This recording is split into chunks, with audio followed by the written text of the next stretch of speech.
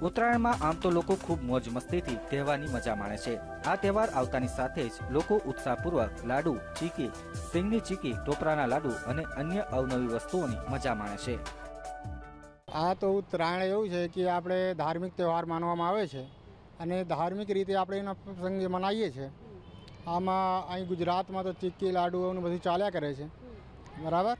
અને યુપી બાજુમાં વિશેષ કર ગંગાજીનું સ્નાન કરવામાં આવે છે, એના પછી ત્યાં તલ અને ખીચડીનું દાન કરવામાં આવે છે અને આના અંદર ગુપ્ત દાન કરવામાં આવે છે અને બધી જગ્યાએ જુદા જુદા રીતે થાય છે।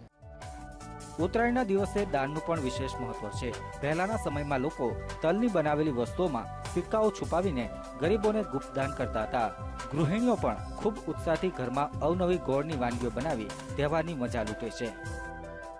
અને આપણા ઉત્તરાયણમાં ચીક્કી છે, બોર છે, શેરડી છે, બધું જે લોકોને ભાવતી વસ્તુ હોય છે। લોકો નાના છોકરાઓ બી તલના લાડુ ને ચીક્કીનો વધારે શોખ ધરાવતા હોય છે, એ લોકો બધા ખાતા હોય છે નાના છોકરાઓ।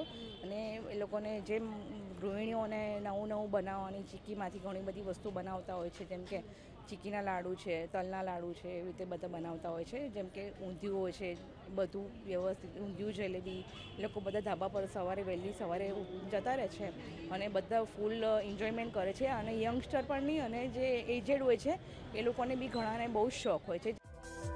આ તહેવાર દેશભરમાં અલગ અલગ અંદાજમાં ઉજવવામાં આવે છે। ઉત્તર પ્રદેશમાં આ પર્વ પર લોકો ગંગામાં સ્નાન કરીને પૂજા કરી તહેવાર ઉજવે છે, તો અમુક જગ્યાએ ગાયોને 5 ધાન ખવડાવી તેની પૂજા કરવામાં આવે છે। કેમેરામેન નિલેશ પટેલ સાથે શ્વેતા પટેલ, વીટીવી ન્યૂઝ, અમદાવાદ।